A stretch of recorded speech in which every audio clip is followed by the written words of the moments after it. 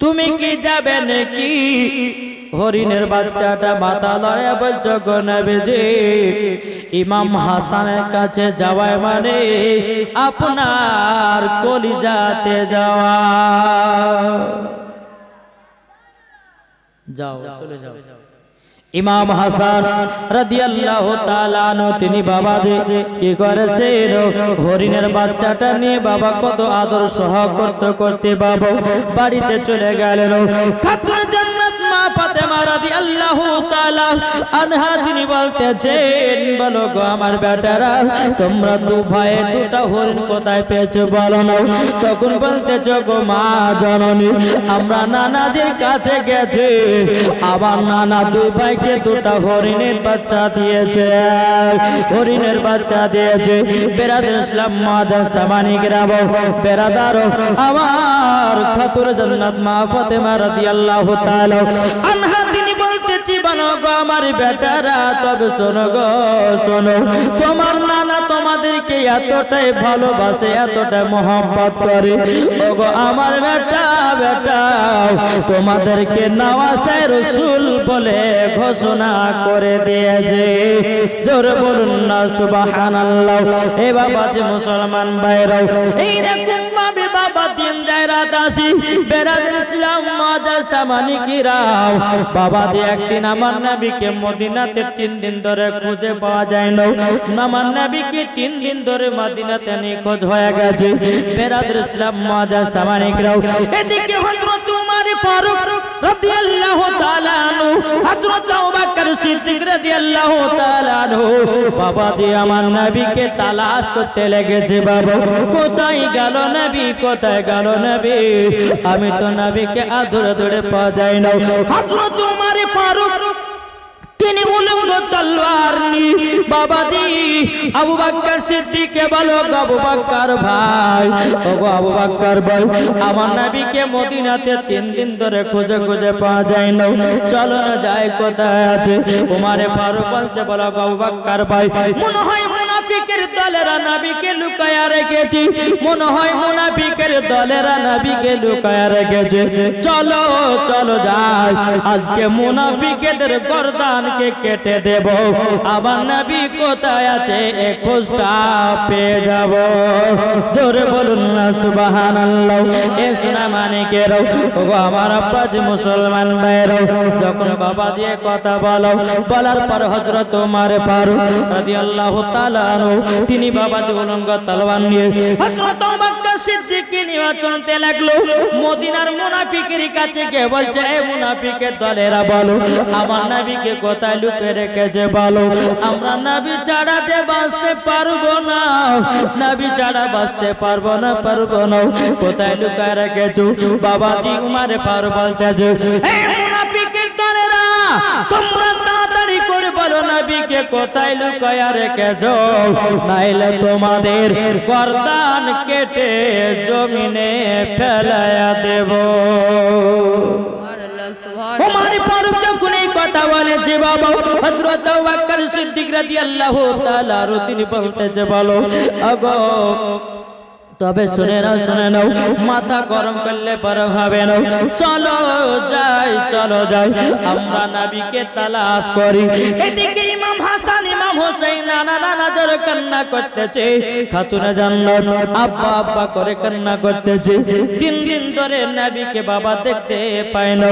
হযরত ওমর ফারুক, হযরত আবু বকর সিদ্দিক রাদিয়াল্লাহু তাআলা আনহু বাবাজি তিনারা কি করেছিল, বাবাজি নবীর জন্য তালাশ করতে লেগেছে, বাবা নবীকে খোঁজ করতে লেগেছে। খোঁজ করতে করতে গিয়ে বাবা মদিনাতে একটা পাহাড় ছিল, সে পাহাড়টার নাম হলো জাবালে সালাত। ওই পাহাড়টা কি বললাম? জাবালে সালাত। ওই পাহাড়ের নিচে বাবা যে একটা রাখাল ছাগল পাখির চড়াচ্ছে। এই জায়গাতে বাবা একটা বিশাল বড় ঘটনা, যে খাতুনে জান্নাত ইমামে হোসেনকে কারবালাতে দান করে দিয়েছেন। জোরে বলে কিভাবে ঘটনাটা ঘটেছে দেখুন। উমর ফারুক বলছে, ভাই আচ্ছা আল আমিনকে তোমরা দেখেছো?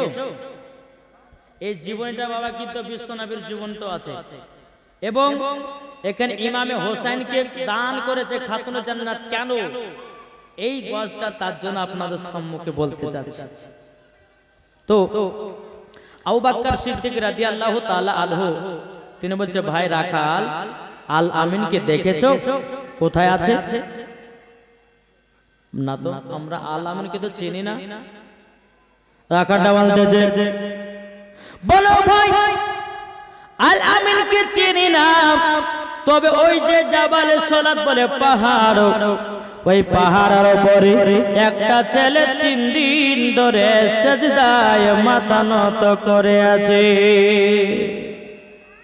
এ ভাই তুমি শোনো গো, এই ছেলেটা 3 দিন ধরে পাহাড়ের উপরে আছে, জমিনে মাথা সিজদা নত করে আছে। আমার উটেরা ঘাস খাই নাও, আমার উটের বাচ্চারা দুধ পান করে নাও, বাকরিরা আপনার কি নাও ঘাসও খাই নাও, বাকরির বাচ্চারা তার দুধ পান করে না, শুধু জাবালে সালাতের পাহাড়ের দিকে চেয়ে চেয়ে তাকায়া থাকে। তুমি তাড়াতাড়ি করে ওই ছেলেটাকে নিয়ে যাও, আমার ছাগল উট গুলো খাওয়া দাওয়া বন্ধ করে দিয়েছে, বন্ধ করে দিয়েছে।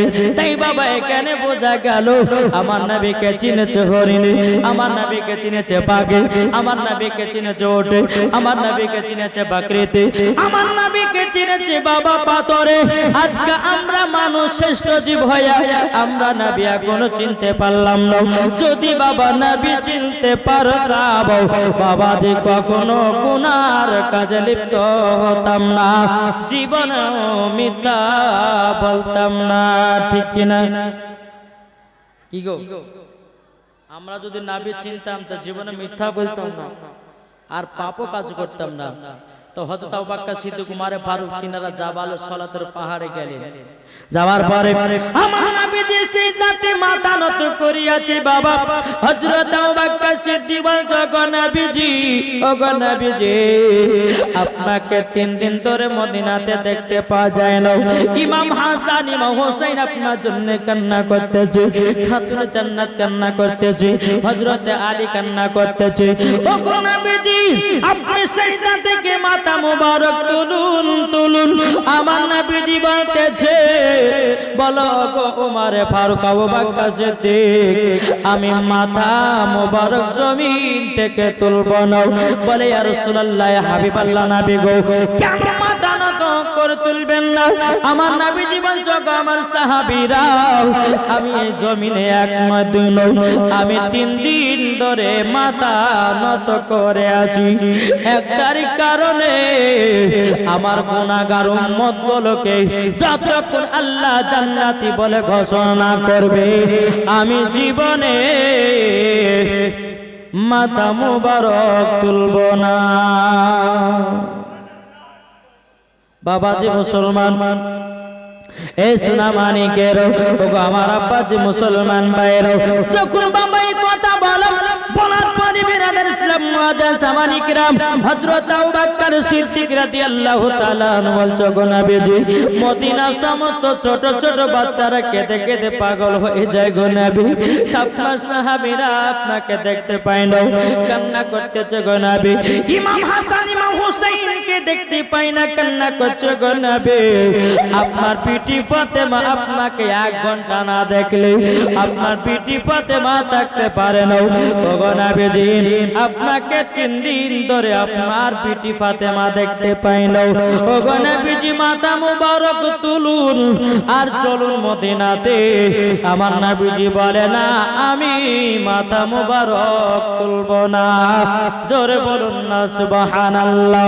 এ বাবাজি মুসলমান ভাইরা, ও গো আমার সোনা মানিকেরা, হযরত আবু বকর সিদ্দিক রাদিয়াল্লাহু তাআলা আনহু তিনি বলতেছে, বলো গো নবীজি, আমার জীবন যত গুনাহ নেকি আছে, ও গো নবীজি, আমার জীবন যত নেকি আছে, আপনার উম্মতের জন্য সব দান করে দিলাম। এটা জোরে বলেন না। আচ্ছা, আবু বকর সিদ্দিকের নেকি কি একটা দুটো ছিল? জি, আসমানে যত গলি তারা, এই তারা তো আবু বকর সিদ্দিকের নেকি বেশি ছিল। জোরে বলেন। এই বেরাদের ইসলাম মুআদ্দাস মানিকেরাও, ওগো আমার সোনা মানিকেরাও, আমার নবীজি তবুও মাথা মুবারক তুলেন নাও। মাত্র তোমার পারুক চোখের পানি ফেলায়া বলছো গো নবীজি, আপনার জন্য ছোট ছোট বাচ্চারা ধোলাতে গড় পেটছে গো নবী, আপনি তাড়াতাড়ি করে মদিনাতে চলুন, মদিনাতে চলুন গো নবী। ও গো নবীজি, কত কত সাহাবীরা 3 দিন ধরে না খাওয়া দাওয়া করেছে গো নবী, আপনি তাড়াতাড়ি করে সেজদা থেকে মাথা মুবারকটা তুলে নিন। বেরাদের ইসলাম মুআদ্দাস মানিকেরাও, কোন মতে মাথা মুবারক তুলেন না। হযরত আবু বকর সিদ্দিক রাদিয়াল্লাহু তাআলা আনহু তিনি বলতেছেন, বলো গো আমার নবীজি, আমার জীবনে যত নেকি আছে আমি ওমর ফারুক সব আপনার উম্মতের জন্য দান করে দিলাম। আবু বকর সিদ্দিকের যত নেকি ছিল উম্মতের জন্য দান করে দিলেন। হযরতে ওমর ফারুকের যত নেকি ছিলেন নবীর উম্মতের জন্য দান করে দিলেন। জোরে বলেন। আচ্ছা, নবীর উম্মত কারা গো? এটা হাত তুলে দেখান তো। নবীর উম্মত আমরা না? আমাদের জন্য দান করেছে গুনাহ, তবু আমার নবী মুস্তাফা মাথা মুবারক তুলে না জমিন থেকে। জোরে কান সুবহানাল্লাহ। আমার নবীজি বলতে চোখো আমার সাহাবীরা তোমরা শুনে নাও, আমার আল্লাহ পাক আল্লাহ তাআলা যতক্ষণ গুনাহগার উম্মত গুলোকে জান্নাতি না বানায়া নিবে, আমি নবীজি আমি মাথা মুবারক তুলবো না। এদিকে বেরা দাও, দোনো সাহাবী পার থেকে নেমে বাবা হযরত আলীর কাছে গেলেন। হযরত আলী রাদিয়াল্লাহু তাআলা আনহু বলতেছে, গো আলী, তোমার শ্বশুর আব্বার খবর পাওয়া গেছে। আলী বলতেছে, বলো গো ভাইরা কোথায় আছে বলো না, আমার নবীকে 3 দিন ধরে দেখতে পাই না। হযরত ওমর ফারুক বলছে, গো আলী, তোমার শ্বশুর আব্বা আছে জাবাল সালাতের পাহাড়ের কাছে, মাথা নত করে আছে। বারাদার ইসলাম মুআদ্দাস মানিকেরাও, হযরত আলী রাদিয়াল্লাহু তাআলা তিনি বাবা খাতুন জান্নাতের কাছে গেলেন। যাওয়ার পরে বলতেছে, গো বিবি খাতুন জান্নাত জানলাম, তবে শোনো গো শোনো, তোমাদেরকে একটা কথা আমি বলে দিই গো বিবি, আজকে তোমার আব্বা জানের খবর পাওয়া গেছে, খাতুন জান্নাত চোখের পানি ঝরায়া কান্না করতে লেগেছে। ওগো আমার স্বামী, তবে বলুন না, বলুন না কিসের জন্য আমার আব্বা 3 দিন ধরে খোঁজা পাওয়া যায়নি। ও আমার বিবি, চলো যাই যাই, আমার নবী মুস্তাফা কেন জাবাল সালাতের পাহাড়ে 3 দিন ধরে মাথা নত করে আছে। আমার খাতুনে জান্নাত ইমাম হাসান ইমাম হোসেনকে নিয়ে বাবাদের সঙ্গ করে চলে যায় জাবাল সালাতে। ইমাম হাসান ইমাম হোসেন বলছে, না না জানো কি আমাদেরকে আদর করে দেব গো নানা। ও গো নানা, আপনি যদি আমাদেরকে যদি একদিন না দেখতে পান, আপনি তো থাকতে পারেন না গো নানা। ও গো নানা, আপনাকে আমরা 2 ভাই যদি না দেখতে পাই, আমরা থাকতে পারি না। ও নানা জান, আপনি মাথা মুবারক কানা তুলে নিন। আমার নবীজি বলছো, গো নওয়াজে রাসূলেরা, আমার আল্লাহ পাক আল্লাহ তাআলা গুনাহগার উম্মত গুলোকে যতক্ষণ জান্নাতি না বানাবে, আমি নবীজি সেজদা থেকে মাথা মুবারক তুলবো না। বাবাজি, এই ছিল আমার নবীজি উম্মতের প্রতি মুহাব্বতের ভালোবাসা। জোরে বলো। আমরা এখনো নবী চিনতে পারলাম না রে বাবা। ইমাম হাসান ইমাম হোসেন বলছেন, তবু মাথা মুবারক তুলে না। খাতুনে জান্নাত বলছে, আব্বা জান, ও গো আব্বা জান, আপনি আমাকে 3 দিন দেখেন না, আপনি কিভাবে থাকতে পারলেন গো আব্বা? ও গো আব্বা জান, আপনি তাড়াতাড়ি করে মাথা মুবারকটা তুলুন আর সোনার মদিনায় চলো। আমার নবীজি বলছো, বিটি ফাতেমা তবে শোনো গো শোনো, আমি তোমাকে একটা কথা বলে দিই, আমার গুনাহগার উম্মত গুলোকে আমি খুবই ভালোবাসি। আমার গুনাহগার উম্মত গুলোকে আল্লাহ পাক আল্লাহ তাআলা যতক্ষণ জান্নাতি বলে না কবুল করবে, জান্নাতি বলে যতক্ষণ আল্লাহ কবুল করবে না, আমি নবীজি কিয়ামত পর্যন্ত মাথা মুবারক তুলব না। এই বাবা তাইলে বোঝা গেল আমার নবীজি কোন মতে বাবা মাথা মুবারক তুলেন না। এদিকে খাতুনে জান্নাত মা ফাতেমা রাদিয়াল্লাহু তাআলা আনহা তিনি বলতেছে, বলো গো আব্বা জান, আব্বা জান, আমার জীবনে যত গুনাহ নেকি আছে গো আব্বা, ও গো আব্বা জান, আপনার উম্মত গুলোকে সব দান করে দিলাম। জোর হবে না? খাতুনে জান্নাতের কি একটা দুটো বাবা নেকি ছিল নাকি? যেই খাতুনে জান্নাত মা ফাতেমা রাদিয়াল্লাহু তাআলা আনহা জীবনে একটাও গুনাহ করে নাই, গুনাহ করে না, তারই নাম হলো খাতুনে জান্নাত। আব্বা গো, আপনার উম্মতের জন্য আমার যতগুলি নেকি আছে সব দান করে দিলাম। আব্বা জান, আপনি মাথা মোবারকটা তাড়াতাড়ি করে তুলুন। আমার নবী বলে, বেটি না না না, আমি তুলতে পারবো না। আমার খাতুনে জান্নাত বলছে, আব্বা জান, আপনি যতক্ষণ মাথা মোবারক না তুলবেন আমিও খাতুনে জান্নাত তুলতে পারবো না। বাবাজি নবীর পাশে খাতুনে জান্নাত সিজদাতে মাথা নত করে দিয়েছে। বাবা এদিকে বাবা 1 ঘন্টা হয়ে যায়, 2 ঘন্টা হয়ে যায়, ইমাম হাসান হোসেন বলছেন, নানা গো, ও গো নানা জান, আমার মা জনের সিজদাতে মাথা নত করে আছে গো নানা, আপনি তাড়াতাড়ি করে মাথা মোবারক তুলুন। ও গো নানা জান, আমার মায়ের যে কষ্ট হয় গো নানা, ও গো নানা জান, আপনার তো কষ্ট হয় গো নানা। আমার নবীজি বলছো গো ইমাম হাসান ইমাম হোসেন, আমার গুনাহগার উম্মত আল্লাহ পাক আল্লাহ তাআলা যতক্ষণ জান্নাতি না বানাবে আমি দয়া নবীজি মাথা মুবারক তুলতে পারবো না। এদিকে বেরাদার খাতুনে জান্নাত মা ফাতেমা রাদিয়াল্লাহু তাআলা আনহা সিজদাতে কথা বলতেছে আমার আল্লাহর সাথে। জোরে বলুন না সুবহানাল্লাহ।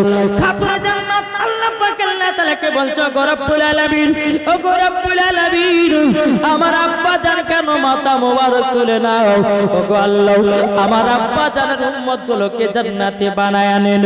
বেরাদার ছিলাম খাতুনে জান্নাত বলছে, বল আল্লাহ, আমার বেটা ইমাম হাসান ইমাম হোসেনকে আমি কারবালাতে দান করে দিলাম। ও আল্লাহ, আমার ইমাম হাসান ইমাম হোসেনকে কারবালাতে দান করে দিলাম। ও গো আল্লাহ, আমার আব্বা জান মাথা মোবারক তুলে নাই। বেরাদার ইসলাম আমার আল্লাহ পাক আল্লাহ তাআলা গায়বী আওয়াজে বলছে, নবী গো, আপনার দোয়া কবুল হয়ে গেছে। জোরে বলুন না সুবহানাল্লাহ। তাই বাবারে, কাল কিয়ামতের ময়দানে নবী ছাড়া কোনো গতি নাই। আর এই নবীকে যদি এক বিন্দু মহব্বত করতে পারেন, আমার নবীজি বলছে ওই উম্মতকে সাথে করে নিয়ে আমি জান্নাতে যাব। নারে তাকবীর, নারে রিসালাত, মাসলাকে আলা হযরত। আচ্ছা, এই নবীকে মহব্বত করতে হবে কি হবে না? এটা হাত তুলে দেখান। বাবাজি, এই ছিল খাতুনে জান্নাত, কারবালাতে দান করে দিয়েছিল বাবা ইমাম হাসান ইমাম হোসেন রাদিয়াল্লাহু তাআলা আনহুকে। বেরাদার, এই রকম ভাবে নি বাবা, এখন যদি বলতে যায় তো কারবালা পৌঁছে যেতে পারবো না বাবা। পারবো কি? পারবো না। তবে চলুন আস্তে আস্তে এখন নবীজি নবী করিম সাল্লাল্লাহু তাআলা আলাইহি সাল্লাম ইন্তিকাল করবেন, একটু একটু করে বলবার আগে দেখেন কি বলছেন, যেহেতু কারবালার জীবনী একটু আপনাদেরকে বলতেই হবে। ইমামে হোসাইনের মাথা মুবারক কোথায় রেখেছিলেন, এখনো কোথায় আছে ইনশাআল্লাহ বলে যাব। জোরে বলেন। তবে আমার মা বোনেরা আজকে মনে হয় অনেক এসেছে না গো? প্রথম দিন বেশি এসেছিল, আজকে আমার মা বোনেরা একটু কম এসেছে নাকি? এদিকার মা বোনেরা একটু এসেছে মনে হয়েছে, কালকে একটু কম ছিল। তো যাই হোক, আজকে মা বোনের জন্য একবারে 5টা স্পেশাল মশলা আছে। তারপরে আমার ভাইদের জন্য তিনটা সুন্নতি খাবার, একটা জিনিস রাখলে পরে তার জীবনেও যৌবন কাল কমবে না, এটাও বলে যাবো ইয়ংদেরকে। তারপরে বাবাজি আমার মা বোনদেরকে বলেছে কোন কোন জায়গা ফাঁকা রাখলে পরে মেয়েরা বেশি বিপদে পড়বে, ছেলেরাও বিপদে পড়বে, এই তিনটা কথা আমার মায়েদেরকে আমি বলে যাব। তবে বাবাজি একবার দূর বলো আল্লাহুম্মা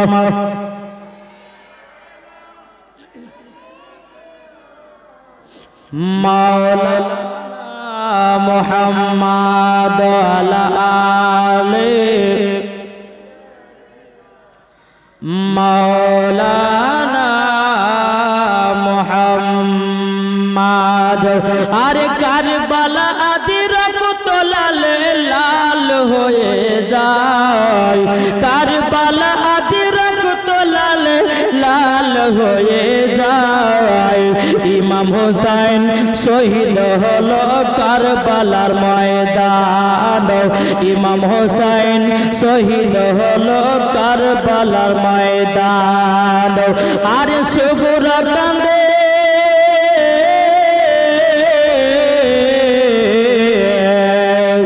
আর সুবরা কান্দে কারবালাতে, সুবরা কান্দে কারবালাতে, সাকিনা কাঁদে মদিনায়। আব্বা আব্বা করে ডাকে আব্বা নেহে পায়, আব্বা আব্বা করে ডাকে আব্বা নেহে পায়। আর কারবালার ওই মাটিতে ইমাম হোসেন যায়, কারবালার ওই ময়দানে ইমাম হোসেন যায়। রক্ত লাল লাল হইল কারবালার ময়দান, রক্ত লাল লাল হইল কারবালার ময়দান। তাই ইমাম হোসেনকে ভালোবাসো, ইমাম হোসেনকে ভালোবাসো, যাবে জান্নাতে। কে কে মোহাম্মত করতে বলেন বাবাজি? চল বাবা কে যায়, আমার নবীজি ইন্তিকাল হবে।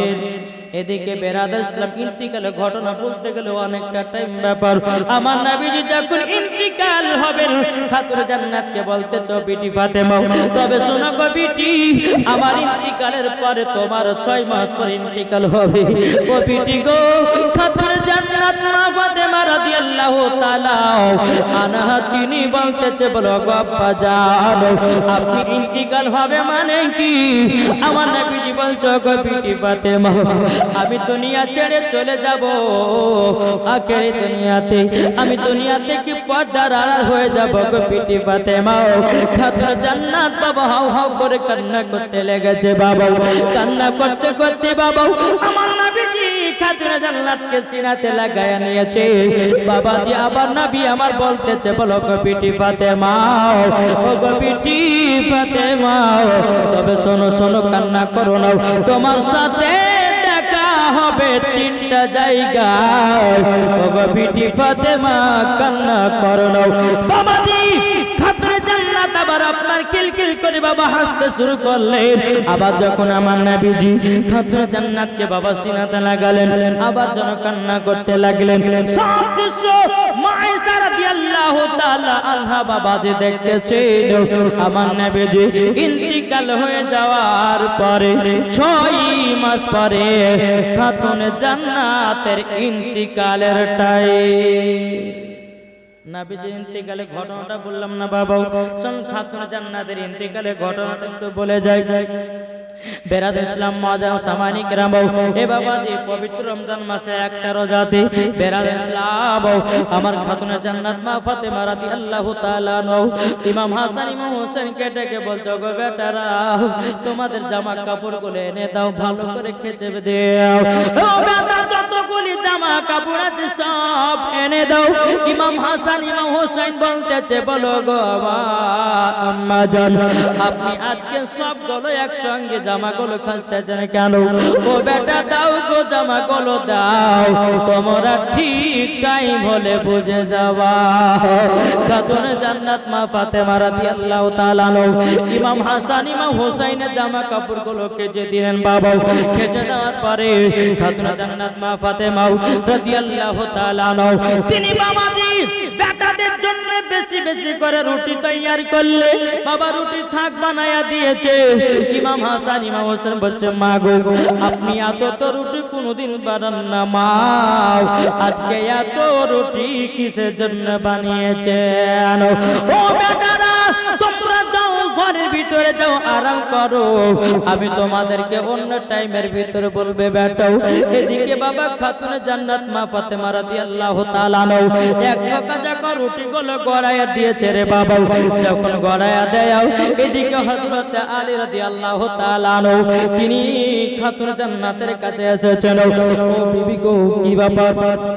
ও বিবি কি ব্যাপার? আমার বেটাদের সমস্ত জামাগুলো খেজে খেজে তুমি মেলে দিয়েছো, এমন কিনা এতগুলো রুটি কার জন্য বানাচ্ছো? কোন নবীর সাহাবীর আসবে নাকি দাওয়াত দিয়েছো?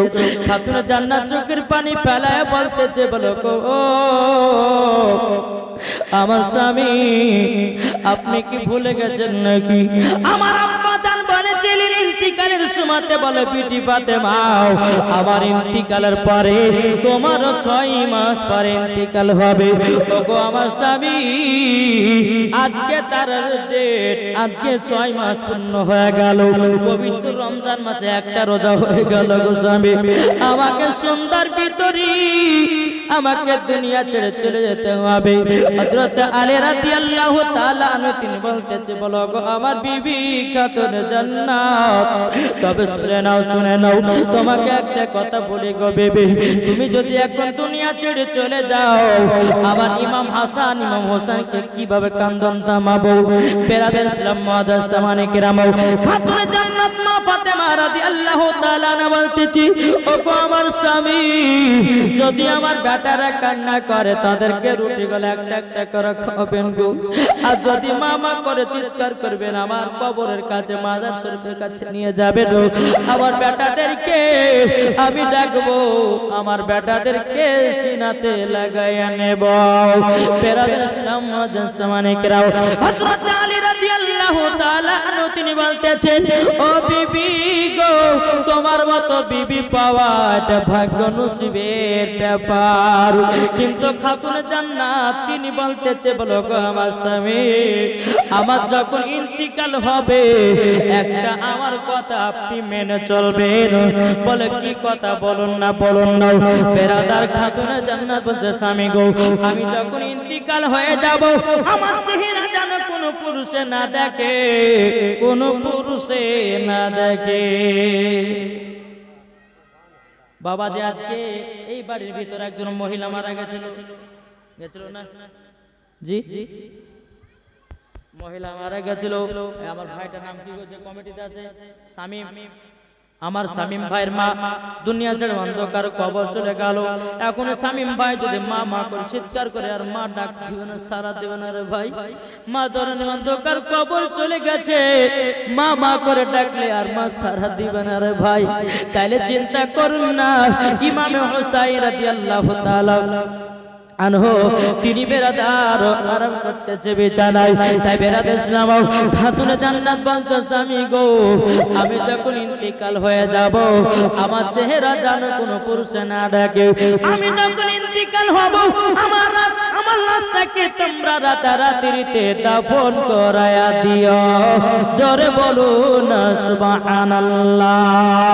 বাবারা মা বোনেরা গো যখনই খাতুনে জান্নাতের ইন্তেকালের টাইমটা চলে আসলো রে বাবা, এদিকে আমার খাতুনে জান্নাত আল্লাহ পাক আল্লাহ তাআলাকে দোয়া করতেছে বলে আল্লাহ গো রব্বুল আলামিন আমি যেদিন থেকে সাবালক হয়েছি গো আল্লাহ সেই দিন থেকে আমার কোনো চেহারা পুরুষে দেখে নাই, আমিও কোনোদিন ছেলেদের চেহারা দেখি নাই। ওগো আল্লাহ আমার জান তো কবুজ করতে আসবে হযরতে ইসরাইল আলাইহিস সালাম, কিন্তু আল্লাহ গো আপনি ইসরাইল আলাইহিস সালামকে পাঠাবেন না। আল্লাহ আপনি আমার কুদরতির দ্বারাতে আমার জানটা কবজ করে নাও। যারা বলেন না আমাদের জান কবজ করে কে? এগো আমাদের জান কবজ করে কে? হযরতে ইসরাইল আলাইহিস সালাম যখন মানুষের বাবা মরণের টাইম হয়, হযরতে ইসরাইল আলাইহিস সালাম বুকের উপর হাত দিবে, রে বাবা যদি ইমানদার মানুষ হয় মরণটা তার জন্য খুশি, আর বেঈমানদার যদি হয়, ইসরাইল আলাইহিস সালাম যখন বুকে হাত চাপাবে মনে হবে যে সারা পৃথিবী তার বুকের উপরে চড়ে বসেছে। বেরাদের ইসলাম মুআদ্দাস সামনিকরাও, খাতুনে জান্নাত মা ফাতেমা রাদিয়াল্লাহু তাআলা আনহা তিনি বলতেছে, বলো গো আমার স্বামী গো, আপনাকে আমি বলেছি আমার লাশটাকে কাউকে দেখতে দেবে না। যখন বাবা যে খাতুনে জান্নাত ঘরের ভিতরে চলে গেল, চলে যাওয়ার পরে কিছুক্ষণ ভিতরে বাবা খাতুনে জান্নাতের বাবা জানটা কবজ হয়ে গেল। বাবা কোন কিতাবের মধ্যে লিখতেছে হযরতে ইসরাইল আলাইহিস সালাম জান কবজ করেছে, আবার কোন কিতাবের মধ্যে লিখতেছে বলে না আল্লাহ পাক আল্লাহ তাআলা কুদরতি দ্বারাতে জান কবজ করেছে। বেরাদর ইসলাম মুআদ্দাস সামনিকরাও, যখন জান কেন কবজ হয়ে গেল বাবা খাতুনে জান্নাতকে ঘর থেকে বের করেছে। ইমাম হাসান ইমাম হোসেন বাবা বিছানা থেকে ওঠে আম্মা আম্মা করে চিৎকার করতেছে, বাবা আম্মা আর সারা দেয় না, আম্মা সারা দেয় না। ইমাম হাসান ইমাম হোসেন বলছো গো মা তুমি কেন কথা বলো না গো মা? আমার মা চলে গেল কাকে মা বলবো? মা চলে গেলে আর কাকে মা বলবো? গো মা আপনি কথা বলুন না। হযরতে আলী রাদিয়াল্লাহু তাআলা আর তিনি বলছো গো আমার বেটারা কান্না করো না, কান্না করো না, কান্না করো না এই কারণে তোমার আম্মা জানো দেখতেছে তোমরা কান্না করতেছো। এই বাবাজি তাই আপনাদেরকে বলতে চাই বাবাজি সোনা মানিকেরা, মানুষের মরণের যন্ত্রণা এতটাই কঠিন হবে রে বাবা, যে বান্দাটা 5 ওয়াক্ত নামাজ পড়বি, রোজা করবে, ভালো পথে চলবে বাবা, সেই ব্যক্তি যদি ইমানদার মানুষ হয় তার জন্য মরণটা খুব আসান। আর যার বাবাজি বেঈমানদার হবে তার জন্য মরণটা বাবা কঠিন। তাই বাবাজি মুসলমান ভাইরাও, ওগো আমার সোনা মানিকেরাও, ইমাম হাসান ইমাম হোসেন মার পাখানা ধরে বলছে মা গো, ও মা জননী গো, ও মা জননী আমাদেরকে ছেড়ে চলে গেলে। তাই বলতেছে হযরত আলী বলে বেটারা শোনো না, তোমার মা চলে গেছে তোমরা ভেবো না। হযরত আলী বলে বেটারা শোনো না, তোমার মা চলে গেছে তোমরা ভেবো না। তোমার মায়ের মাজারে গিয়ে তোমরা যাবে তাই, তোমার মায়ের মাজারে গিয়ে তোমরা যাবে তাই, তোমার মা দেখিবে ওগো তিনার মাজার ধরিয়া। জোরকানো সুবহানাল্লাহ। বেরাদর ইসলাম মুআদ্দাস সামনিকরাও, খাতুনে জান্নাত মা ফাতেমা রাদিয়াল্লাহু তাআলা আনহাকে রাত্রির মধ্যে বাবাজি দাফন কাফনের ব্যবস্থা করে দেওয়া হলো। হযরতে ইমাম হাসান ইমাম হোসেন মার কবর পাশে বাবা কান্না করতেছে। তাই বাবাজি কবিতা বলতেছে কি, একদিন তোমায় মরতে হবে তুমি ভুলে যেও না, হবে মাটির বিছানা গো তোমার আসল ঠিকানা। ঠিক না? কবর যেতে হবে কি হবে না? বলে হাত তুলে দেখান তো, কবর সবাইকে যেতে হবে। তাই বলতেছে একদিন তোমায় মরতে হবে তুমি ভুলে যেও না, হবে মাটির বিছানা গো তোমার আসল ঠিকানা হবে মাটির বিছানা গো তোমার আসল ঠিকানা ইজরাইল ফেরেশতা যেদিন হাজির হবে সে ইজরাইল ফেরেশতা যেদিন হাজির হবে সে চঞ্চতরি জাতি করো জানবে রবে শেষে খোদারি কাছে করবে দোয়া খোদারি কাছে করবে দোয়া মুমিন মুমিনা একদিন তোমায় মরতে হবে তুমি ভুলে যেও না হবে মাটির বিছানা গো তোমার আসল ঠিকানা আপনি জনের কান্না যদি সবই শুনতে পাবে বুক ফাটবে তো মুখ ফুটবে না কেমনে জবাব দেবে আপনি জনের কান্না যদি সবই শুনতে পাবে বুক ফুটবে তো মুখ ফুটবে না কেমনে জবাব দেবে কি করে বুঝাবো তোমায় কি করে বুঝাবো তোমায় মনের বেদনা একদিন তোমায় মরতে হবে তুমি ভুলে যেও না হবে মাটির বিছানা গো তোমার আসল ঠিকানা আল্লাহুম্মা সাল্লি আলা মাওলানা ওয়ালা আলে সাইয়্যিদিনা মাওলানা মুহাম্মদ সাল্লাল্লাহু তাআলা আলাইহি সাল্লাম বাবাজি আমার নবীজি ইন্তিকাল করলেন খাতুনে জান্নাত ইন্তিকাল করলেন বেরাদার মুআজ্জাজ সামানিকরা এবে চলে যায় বাবাজি কারবালার দিকে রওনা নাকি বলছেন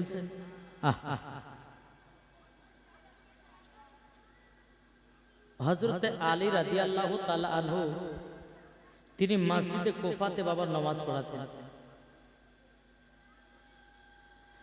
এজিদ সে বাবাজি গামান্ডার হওয়ার জন্য ইমাম হোসাইনের চেয়ারটাকে কেড়ে নিবে বলে হযরতে আলীকে মারার প্ল্যান চলছে কি করে মারা যায় এজিদ বলছে মারওয়ান শোনো তবে হযরতে আলীকে যেমন করে হোক শেষ করতে হবে তাকে যদি শেষ করা যায় তার রাজ দরবারটা আমি পেয়ে যাব তার সিংহাসনটা আমি পেয়ে যাব এই বলে বাবা একদিন দুদিন তিন দিন করতে করতে এজিদের আব্বার নাম ছিল আমিরে মুয়াবিয়া কি ছিল এজিদের আব্বার নাম কি বাবা বহুত মানে টাইমের দরকার আছে ভাঙা ভাঙা বলতে গেলে অনেক টাইমের দরকার আছে তো এজিদের আব্বার নাম ছিল আমিরে মুয়াবিয়া এই আমিরে মুয়াবিয়া কিন্তু আমার নবীজির সাহাবী ছিলেন এটা জোরে বলবেন না এই কেমন আমিরে মুয়াবিয়া ছিল জানেন আমার নবী মুস্তাফা নাখুন মুবারক গুলোকে কেটে কেটে রাখতেন আমিরে মুয়াবিয়া ওই নাখুন মুবারক গুলোকে কুড়িয়ে কুড়িয়ে জমা করে রাখতেন তো নবীর সাহাবীরা বলতেন আমিরে মুয়াবিয়া তুমি নবীজির নাখুন মুবারক গুলো কি করবে বলে আমি যখন মারা যাব এই নবীজির নাখুন মুবারক গুলো আমার শরীরে দিয়ে মাটি দিবে আমার জীবন ও কবরে আযাব হবে না জোরে বলেন আর ওই আমিরের বেটা আমিরে মুয়াবিয়ার বেটা ছিল এজিদ তো হযরত আলী রাদিয়াল্লাহু তাআলা আনহু বাবা কুফা মসজিদে নামাজ পড়ায়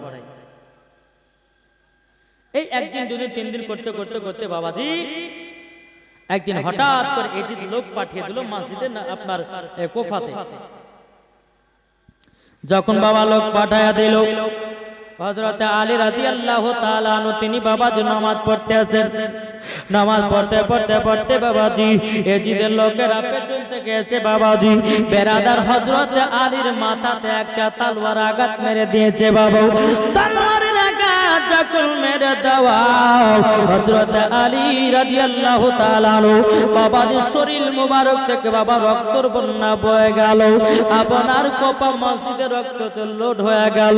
যেমনই বাবাজি আপনার কিনা নবীজির সাহাবীরা হযরত আলীর পেছে বাবা যারা নামাজ পড়তেছিল, তারা বাবাজি নামাজ সমাপ্ত করার পরে এজিদের লোকেরা পালায়া গেল। এজিদের লোকেরা কে দৌড়ে দৌড়ে পা গেল না রে বাবা। এদিকে বেরাদার হযরত আলী রাদিয়াল্লাহু তাআলা বলতেছে, বলো নবীর সাহাবীরা তোমরা শুনে রেখে দাও, আমার বেটা ইমাম হাসান ইমাম হোসেনকে খবর দিয়ে দাও, আমাকে যেন তাড়াতাড়ি করে নিয়ে যায়। ইমাম হাসান ইমাম হোসেনকে যখন চিঠি লাগাইয়া দিল রে বাবা, চিঠি কেনা পায়া ইমাম হাসান ইমাম হোসেন বাবাজি তাড়াতাড়ি করে কোপাতে আসলো। আসার পরে দেখতেছে হযরত আলীর মাথাতে বাবাজি একটা তলোয়ারের দাগ মেরে দিয়েছে। বাবা হযরত আলী তলোয়ারের দাগ আপনার তলোয়ার যখন মাথায় মেরেছিল, একদিন না দুদিন নয় বাবা 7 দিন পর্যন্ত বেঁচেছিল। যখন ইমাম হাসান ইমাম হোসেন এসে বলতেছে, বলো গো আব্বা জানো কে আপনাকে মেরেছে বলুন না। বেরাদার হযরত আলী রাদিয়াল্লাহু তাআলা বলতেছে, ও গো বেটারা আমি তো আল্লাহর ইবাদত করতেছিলাম, আমি তো নামাজ পড়তেছিলাম, কে যেন পেছন থেকে এসে আমার মাথাতে আঘাত করে দিয়েছে। বলে আব্বা কেউ কি দেখে নাই, একবার শুধু নামটা বলে দিল, আমি তার গর্দান কেটে জমিনে ফেলায়া দেব। জোরে বলুন সুবহানাল্লাহ।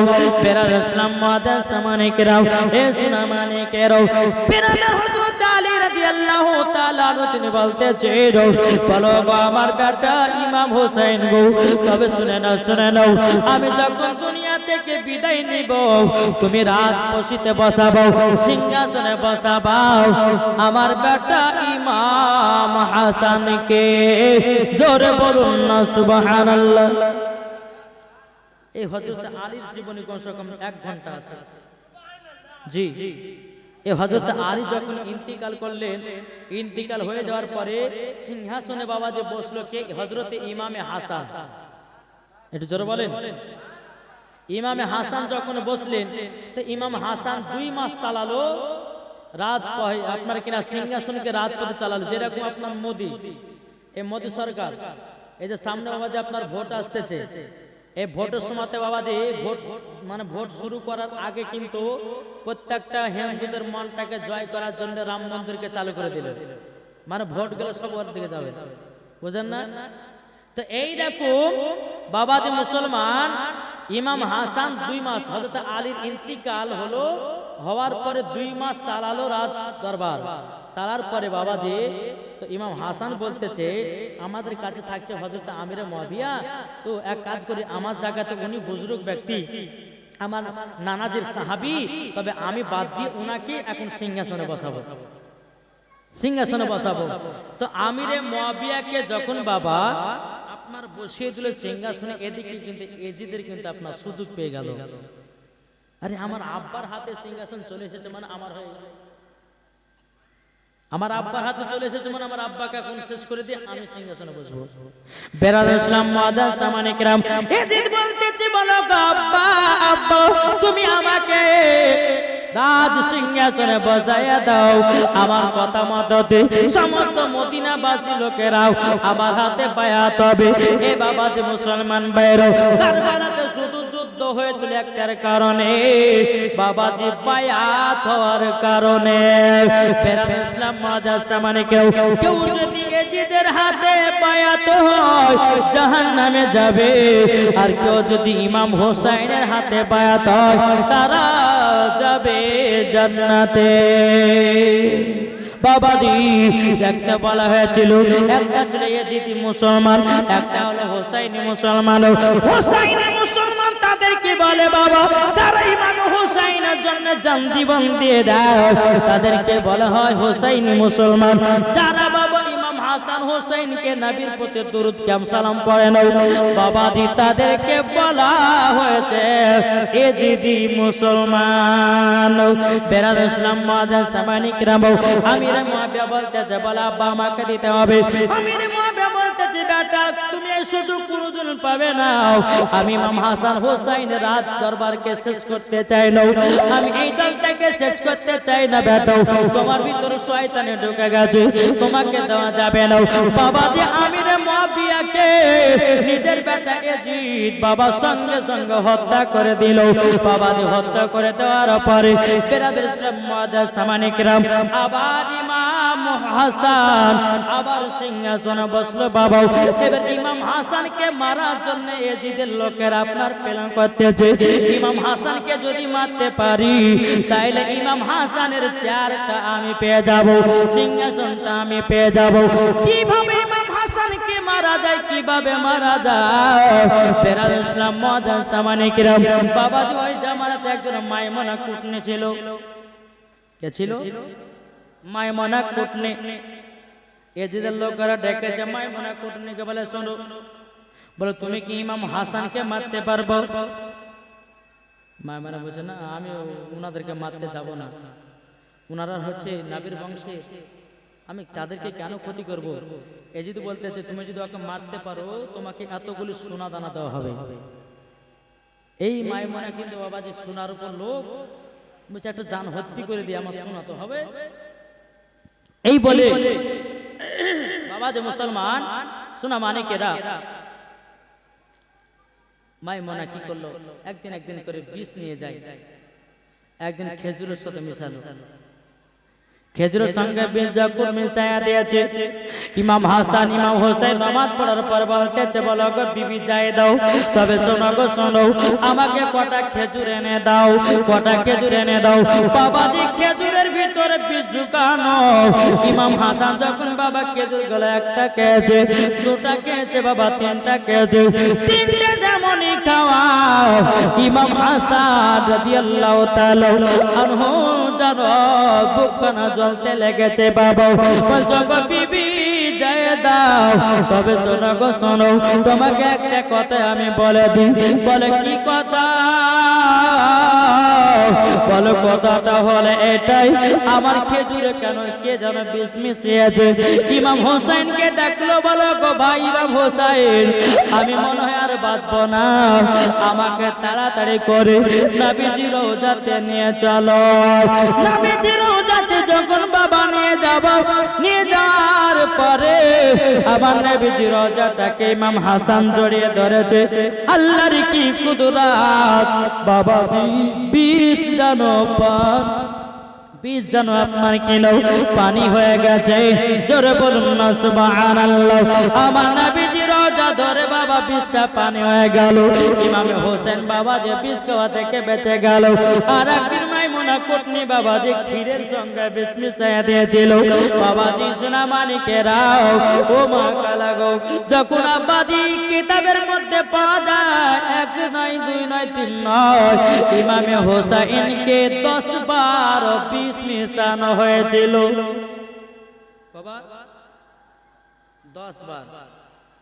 10 বার বেলাতে যখন বিষটা মিশাবে কিভাবে দেখো।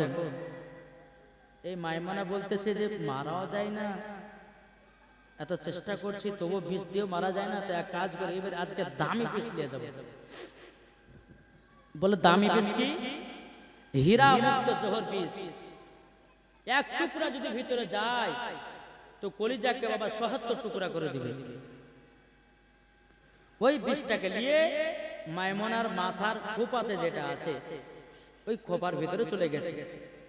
এ বলছে যে ইমাম হাসানকে যদি মারতে চায় তো ইমাম হাসানের বউ জাইদার সঙ্গে একটু সম্পর্ক রাখতে হবে। এই মাইমুনা কুটনি একদিন দুদিন যায়, বিবি জায়দাকে বলে বিবি জায়দা তোমার শাড়িখান দেখতে খুব সুন্দর গো, তোমার মাথা চুলগুলো দেখতে সুন্দর গো, এরকম একটা নাম করে আস্তে আস্তে যায় আসে, এর মধ্যে সম্পর্ক হয়ে যায়।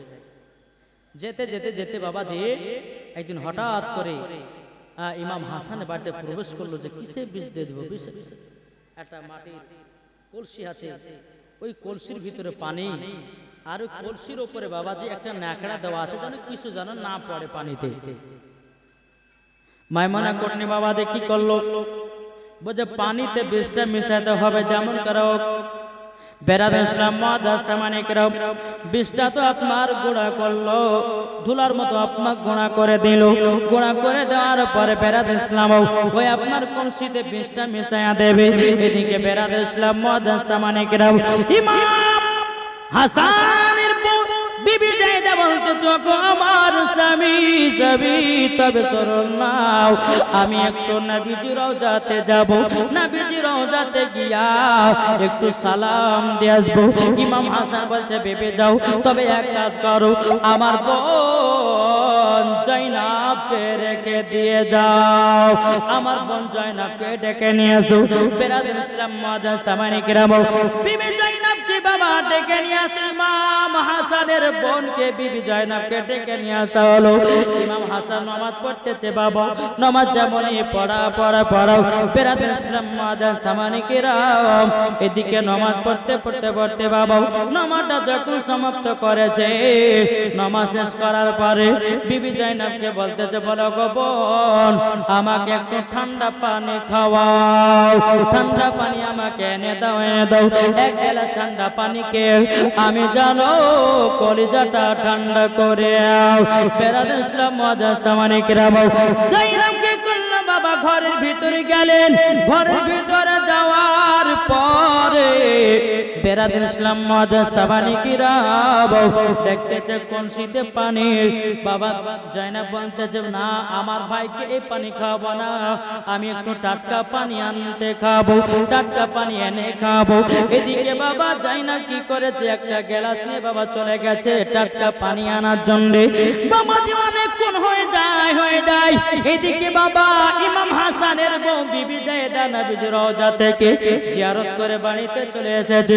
আসার পরে বেরাদার ইমাম হাসান বলছে গো বিবি জায়দা আমার বোন জয়নাবকে আমি পানি খাবো বলে আমি পাঠালাম, পানি পান করার জন্য পাঠালাম, আমার বোন জয়নাব এখন আমাকে পানি দেয় না।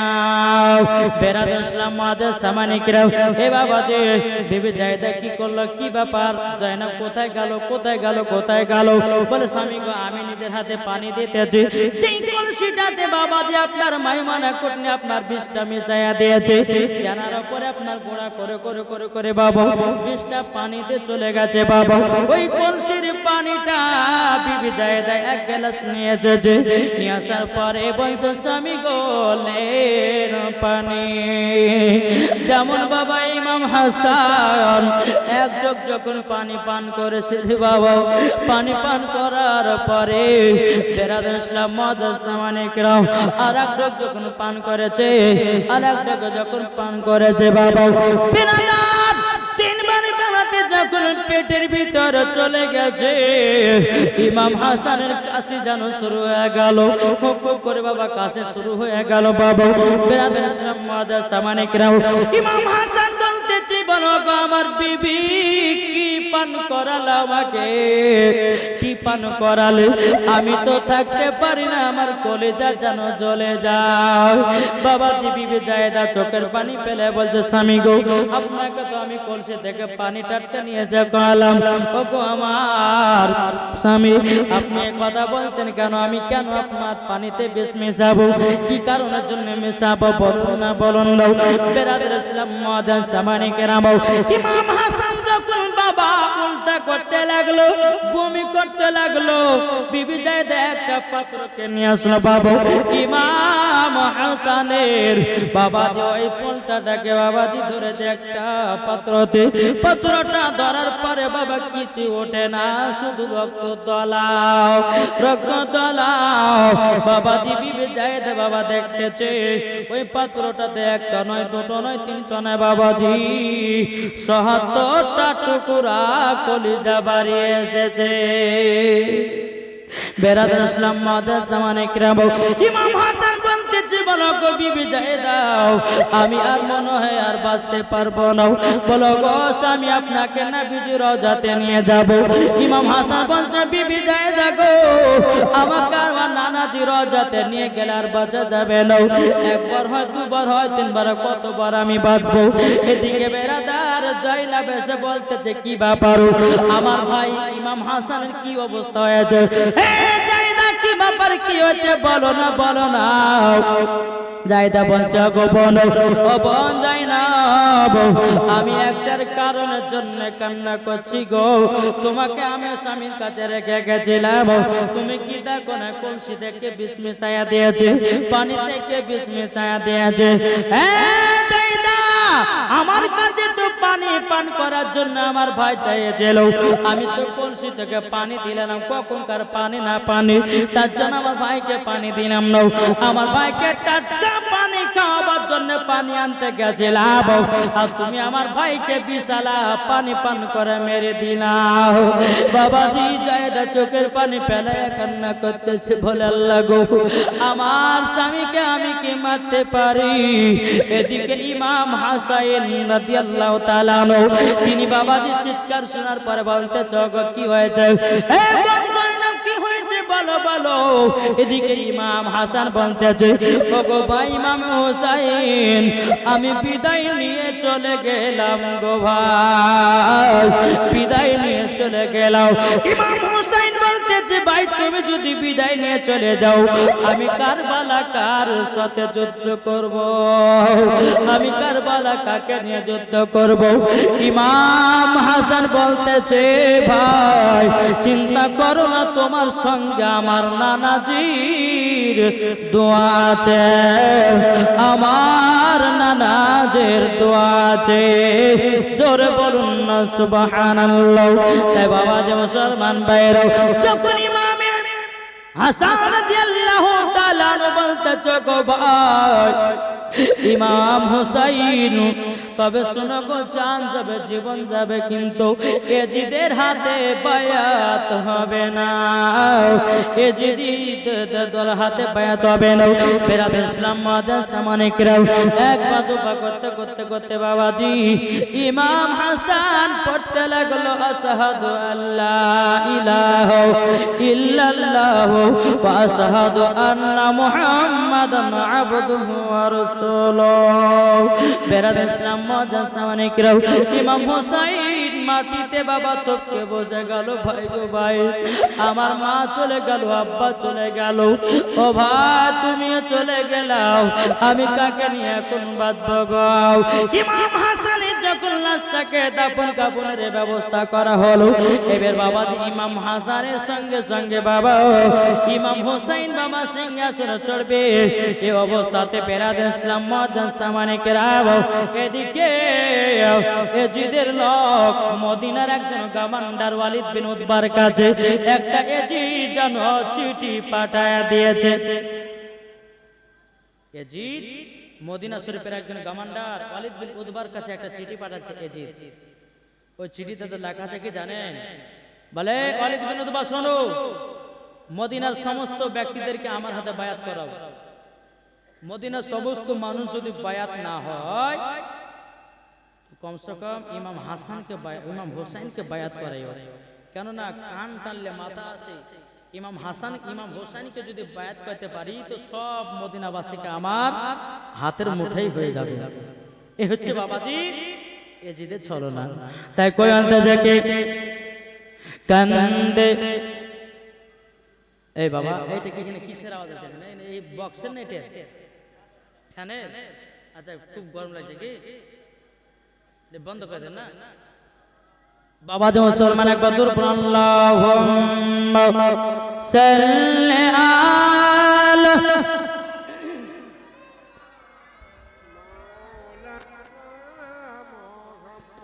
ওয়ালা আলে সাইয়্যিদিনা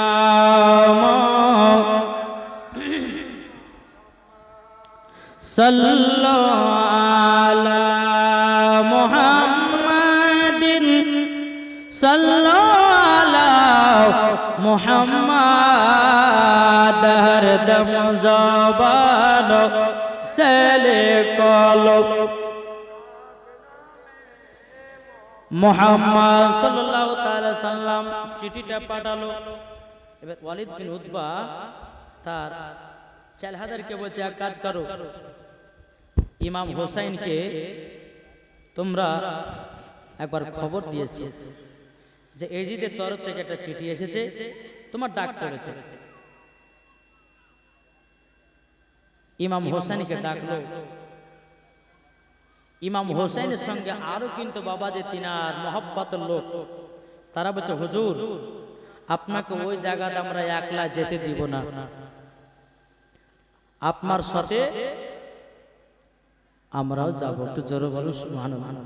বলো হুজুর আপনার সাথে যাব আমরা ঢাল হিসাবে, যদি ওয়ালিদ বিন উতবা যদি কিছু বলে দেয় অমনি আমাদেরকে খবর দিবে, আমরা ভিতরে গিয়ে তার সঙ্গে যুদ্ধ শুরু করে দেব। ঠিক আছে চলো। এক পা দুপা করে বাবা ওয়ালিদ বিন উতবার কাছে হাজির হলো। ইমাম হোসেন ভিতরে গেলেন আর সব লোকজন বাবা বাইরে দাঁড়িয়ে আছে।